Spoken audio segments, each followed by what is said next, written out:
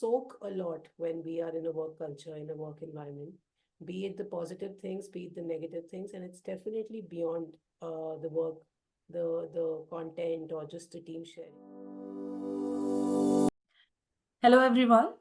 I, Pooja Tiwari, as a host, welcome you to the second episode of our Women History Month podcast series. This session's discussion will be around the topic corporate burnout, how to navigate corporate stress for success, and we'll try to focus on the corporate women more during the discussion. The session will be led by Prachi Trehan, who has been tirelessly advocating for holistic living and the need for a healthy workplace. I welcome you, Prachi. Thank you for joining us. Thank you. Thank you so much, Pooja. Thanks for Yeah. having me. Prachi, I think the discussion on today's topic, becomes really pertinent, I believe, as this issue of corporate burnout has been recently, if I say so, in past few days, gained more relevance. And if I, as a woman, think about it, I think it affects women also complexly. And therefore, it becomes important that there should be some level of action or discussions that should be led from the societal level that includes you and I. So, on this note, I think this was some of my bit on the topic, and we would love to hear from you, Prachi. And before we get started, I would like to share a brief bio of you. So, Prachi is a legal consultant for brand protection at BrandMonitor. She's a graduate in economics from Delhi University. She received her LLB degree from MIT University and a master's in transnational crime and justice from United Nations Interregional Crime and Justice Research Institute, Italy. She's also a council member of Wiki India Italy Business Council. By day, she is a lawyer adept at navigating complexity of brand protection. After hours, she is an advocate for self-care and mindfulness and inner peace. She loves cooking Italian food and nature gazing. Presently, she's on a journey to self-love and holistic living. So, hi, Prachi. I think Thank you so much you're, for that. yeah, I think as we all are all saddened by the demise of Saurabh Ladha, and uh, all that we've learned from the facts that are in public domain, that was due to the corporate burnout. So it becomes important, to hear from someone like you who has been advocating healthy work in workplace culture, that what exactly is corporate burnout. If you could, just let us know in some of, your words, or correlated with some experience. Sure, sure. Thank you. I think much before we jump the gun on corporate burnout, I'll just reciprocate two bits of introduction which you gave about how important it is to have a discussion like this.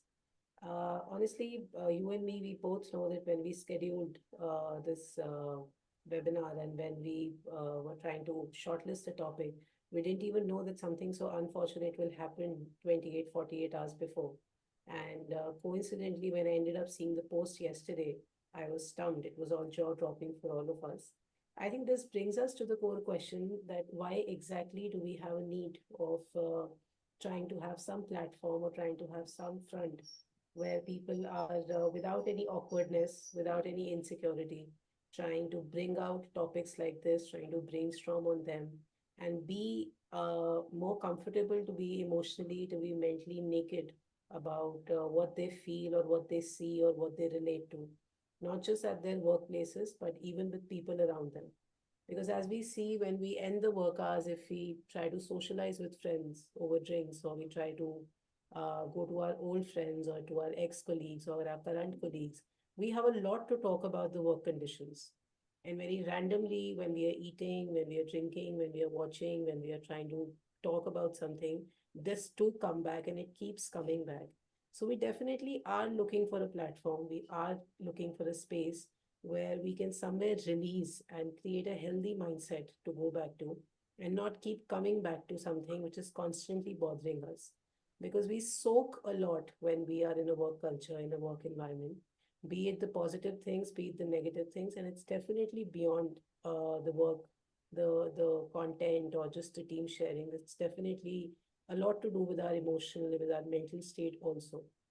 So that exactly when gets much more higher at the ratio in terms of negativity, when it gets very high in terms of being emotionally, being mentally drained, that state in a very unknown, in a very secret, in a very silent way, in a very prolonged timeline leads to a corporate burnout, answering your question. That's not something which leads to another question that do we know when it's happening? Definitely, we don't know that it's happening. Definitely, we are not conscious about it. We can't be accountable about the earth being rotated while we are inside. So we can't have an audience look of our own corporate burnout. And until we have gone through it in a very subjective way, we can't even sense it for the people around us. We might be talking about it in a lunch hour. We might be trying to brainstorm and reach some conclusion or have a good head about right and wrong for it. But we don't really know when it's happening. When we are at it, when we are too much consumed or marinated into it, we are still in the process of trying to figure out what is happening externally around us. But how it has been impacting us internally is something which we only know when we have a corporate burnout. And in that process, I feel that we get very lost about the whole journey. But yes, it's only the destination at which we raise the alarm. Yeah. Yeah, I think I agree with the point that you put through, Prachi, that it is something that you don't even realize it's happening around you. Because in most of the cases, when you step exactly in the corporate world, you either getting started at the age of 22 or maybe 22 plus, if I'm being very presumptive here.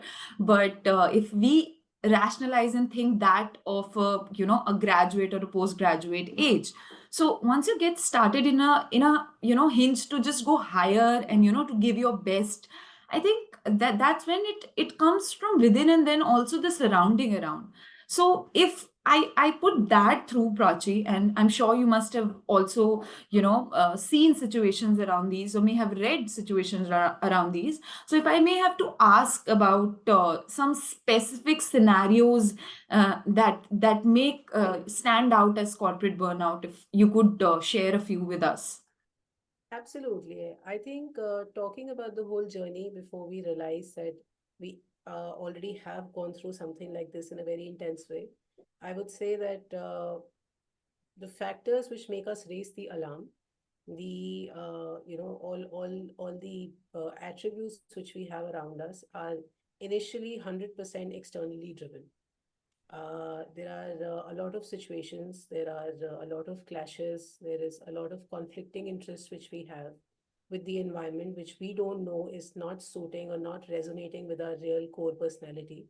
And we are constantly compromising, we are constantly giving up to the procedure in the thirst of our success, our professional independence, our financial stability.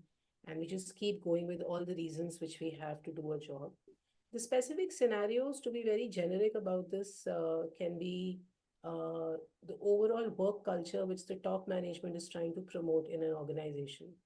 Because be it the situations which bring the corporate burnout or be it the situations which try to avoid it, we do need an upper hand. We do need some power and authority which comes from the top management to actually address such situations. So, be it as it may, an employee being happy or unhappy, there is a huge external contribution. The first factor, which I'd say, is the culture which the top management is truly intentional to create in a workspace. And that's not something which you encounter on day one when you're a fresher and you're at your entry level point. On day one, on the month one, on the year one, what you have the immediate access to is a result of this kind of culture in which the managers are chosen, in which your team is chosen.